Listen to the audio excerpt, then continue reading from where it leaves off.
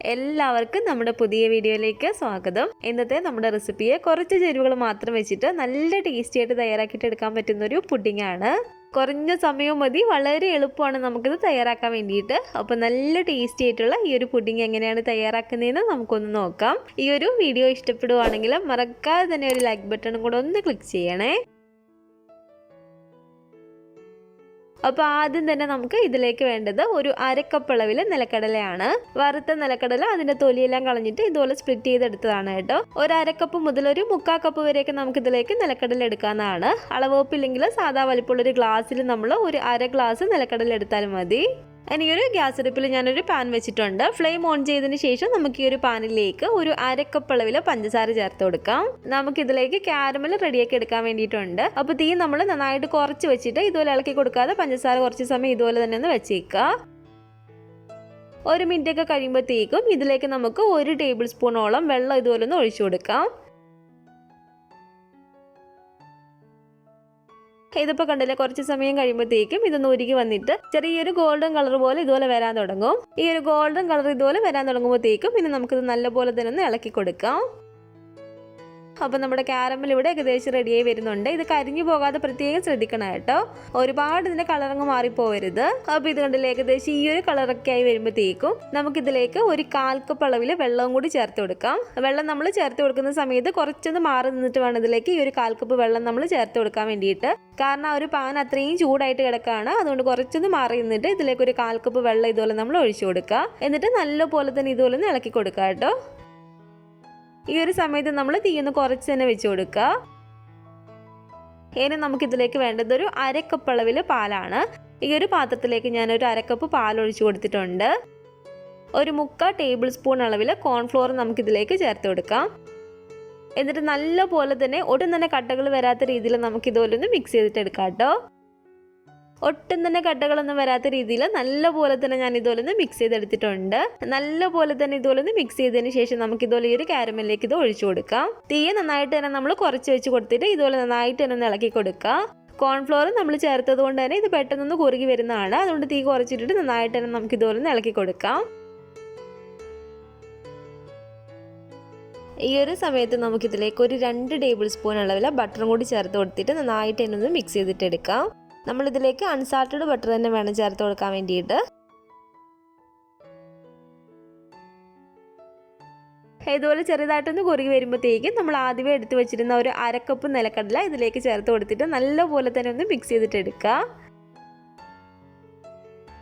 അപ്പോൾ നന്നായിട്ട് തന്നെ ഞാൻ നിലക്കടല ചേർത്തൊന്ന് മിക്സ് ചെയ്തെടുത്തിട്ടുണ്ട് കേട്ടോ. ഇതിൽ ഒരുപാട് ഇതങ്ങ് കുറുകി പോവരുത്, കാരണം ഇത് തണുക്കാൻ വെക്കുന്ന ഒരു സമയം കൊണ്ട് കുറച്ചും കൂടി ഇത് കുറുകുന്നതാണ്. അപ്പോൾ ഇനി ഇത് നമുക്ക് ഫ്ലെയിം ഓഫ് ചെയ്ത് കൊടുത്തതിന് ശേഷം ഇതിന്റെ ചൂടൊന്ന് ആറാൻ വേണ്ടിയിട്ട് വെക്കാം.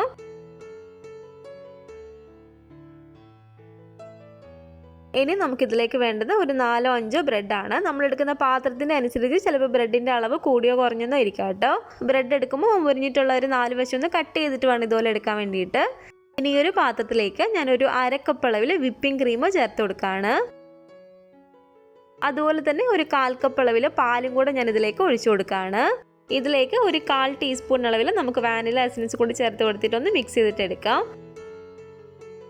ഞാനിപ്പോൾ ഇതിലേക്ക് എടുത്തിരിക്കുന്ന ഒരു വിപ്പിംഗ് ക്രീം മധുരമുള്ള വിപ്പിംഗ് ക്രീമാണ്. അപ്പോൾ ഇതിന് അത്യാവശ്യം ഒരു മധുരമുണ്ട്. കുറച്ചും കൂടി നല്ലൊരു മധുരത്തിന് വേണ്ടിയിട്ട് നമുക്കിതിലേക്ക് കണ്ടൻസ്ഡ് മിൽക്കോ അല്ലെങ്കിൽ പഞ്ചസാര പൊടിച്ചിട്ടോ ചേർത്ത് കൊടുക്കാനാണ്.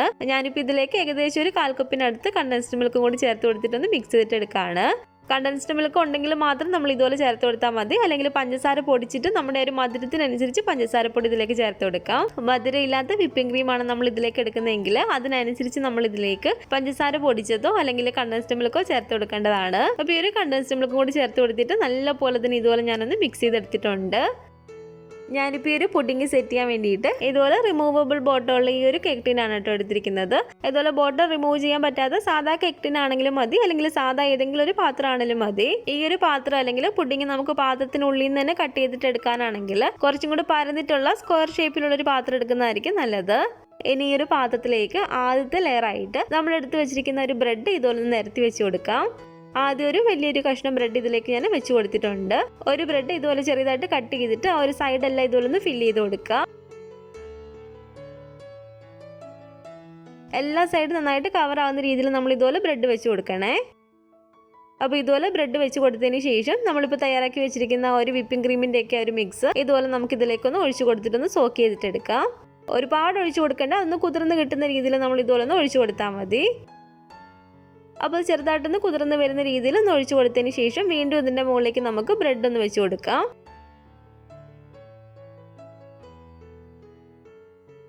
ഈ ഒരു ലെയർ ബ്രെഡും ചെറുതായിട്ടൊന്ന് കുതിർന്ന് കിട്ടാൻ വേണ്ടിയിട്ട് ആ ഒരു മിക്സ് ഇതുപോലെ ഒന്ന് ഒഴിച്ചു കൊടുക്കുക.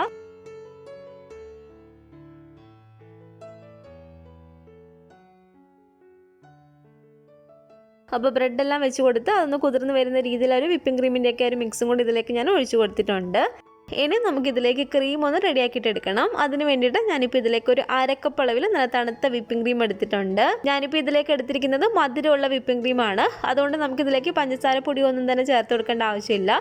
നിങ്ങൾ മധുരമില്ലാത്ത വിപ്പിംഗ് ക്രീമാണ് എടുക്കുന്നതെങ്കിൽ ഇതിലേക്ക് നമ്മൾ പഞ്ചസാര പൊടിച്ചതും കൂടെ നമ്മുടെ ഒരു മധുരത്തിന് വേണ്ടിയിട്ട് ചേർത്ത് കൊടുക്കേണ്ടതാണ്. ഇനി ഈ ഒരു ക്രീം നല്ലപോലെ തന്നെ നമുക്കൊന്ന് ബീറ്റ് ചെയ്തിട്ടെടുക്കാം. അപ്പോൾ ക്രീമും ഇവിടെ നന്നായിട്ട് തന്നെ ഞാനൊന്ന് ബീറ്റ് ചെയ്തെടുത്തിട്ടുണ്ട്. ഇതുപോലെ നല്ലപോലെ തന്നെ നമ്മൾ ക്രീം ഒന്ന് ബീറ്റ് ചെയ്തിട്ട് എടുക്കുക. രണ്ടാമത്തെ ലെയറായിട്ട് നമ്മൾ ബീറ്റ് ചെയ്തെടുത്ത ഈ ഒരു ക്രീം ഫുള്ളായിട്ട് ഇതിലേക്കൊന്ന് തേച്ച് കൊടുക്കാം.